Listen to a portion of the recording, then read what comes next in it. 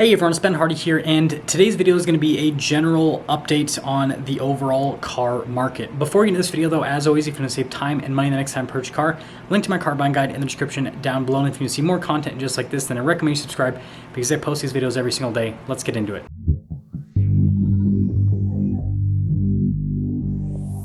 At the end of this video, I want you guys to let me know if you like these general market updates where it's a little bit less flashy, I guess, with the title and thumbnail. And, I can make these videos on a semi-regular basis, maybe like once a week or once every couple of weeks. And, this video obviously won't be nearly as edited as my normal videos where I cut out all the stupid things that I say. But anyways, let's dive right into it. So first off, on the new car side of things, it seems like availability is continuing to get better as time goes on. Manufacturers are able to pump out more cars, even manufacturers that were struggling quite a bit, like Toyota and Honda, for example. And hello, Zipper. I don't know why you're sitting there, but I guess you're sitting there. The other thing that I'm noticing is that prices are starting to come down on new cars. Now, this isn't publicly. I just made a video talking about this where dealers are basically lowering their prices, but it's all in private, and this is on purpose. This is all psychological. So what I'm seeing with a lot of these new cars is they're basically being posted for MSRP online, where the dealer will just show the MSRP of the car, but then what it'll say in the fine print is MSRP does not reflect actual sales price with the dealership. And so this is dealers' way of basically putting in some negotiation with every single vehicle. And so you're seeing a lot of situations where you'll have people that'll purchase the same exact car on the same exact day, and one person will pay over MSRP and the other person will pay under MSRP. And it's just because one person is more educated than the other. And dealers know this, and so they're just trying to take advantage of the situation.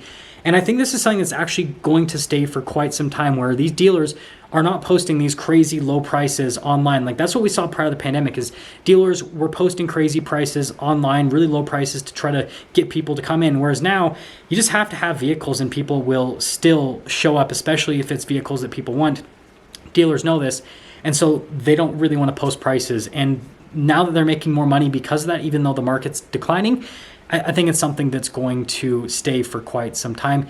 But what you need to know as a consumer is availability is better. So that means you have more options to choose from. And if you can't find a deal at one dealer, there's probably gonna be another dealer that'll be willing to work with you, because now dealers are starting to realize that it's more towards a buyer's market, and so they can replace the cars, but they definitely cannot replace the customers. And that's what the saying was when I worked in the car business, is you can replace the car, you can't replace the customer. Whereas during COVID, it was you can replace the customer, but you cannot replace the car. So we're kind of finally coming full circle. Now, on the used car market side of things, dealers are finally bringing down some of their prices on used cars, but they're not lowering them enough. And so they're basically going, oh, well, I'm already losing several $1,000s, so that's a good enough deal. Someone should take this, but it's not enough. They need to lower their prices significantly more to actually match where wholesale values currently are. And it's a situation where it's a little bit too late in most cases, where dealers finally will lower their prices down to that amount. But then, demand for that car has diminished so much that they just can't sell it unless they just completely, give it away, right? And so basically all you need to know on the used car market with retail prices is you need to negotiate and you need to be willing to walk away, because a lot of these dealers just probably won't budge because they are absolutely buried in those vehicles. But when it comes to your trade-in, dealers are starting to offer below wholesale value on trade-ins. And the reason they're starting to do this is because of how fast the market is declining. In a normal market where the market, just kind of slowly declines on cars, dealers can, afford to pay you wholesale value because, the difference between wholesale and retail is typically enough where they can make a little bit of money on the car after reconditioning and cleaning it up and all that fun stuff. But in today's market, where you have declines of 1 to 2 to sometimes 3% per week on values of cars, they can't afford to do that anymore. And so they're starting to pad themselves a lot more. I've seen several situations where people will be offered way below wholesale value as a trade-in. And this is what's called under-allowing in the dealership world, where a dealership will offer below what a trade-in's worth. And it's not like the dealers are doing this because, they're trying to, well, they are trying to make more money, but they're not doing it in the traditional sense of trying to make more money. They're just doing it because they want to have that padding. And so it's kind of an interesting situation. So if you are trading in a vehicle, understand you are going to be offered below wholesale value in most cases, because those dealers figure that by the time they sell your car, the below wholesale value amount that they paid for your car is probably close to what they'll be selling it for if these declines continue, and most dealers expect for these declines to continue. Now, the next thing that's pretty interesting is with financing. So it's really hard to get people approved for auto loans right now because there's a lot more negative equity in the market where people owe more on their cars than what they are worth, and lending institutions don't want to give loans on this type of car deal anymore. They don't want anything to have to do with it. They're already dealing with a huge repo situation, and lending institutions also know that values are going to continue to decline. That's what they've been seeing with the wholesale values. And so they're like, yep, we don't want anything to have to do with this. And so unless your customer has top tier credit and they've got money down, just not us. Do some other lending institution. And there are some examples where people are actually able to get approved, but the interest rates are typically so high that it's not worth it. I mean, what I'm seeing across the board is most people are getting double-digit interest rates on car loans. And so, yeah, it's definitely a messy situation over in the lending world. And I've had a lot of people ask me about leasing. Leasing still sucks. That's all you really need to know about that.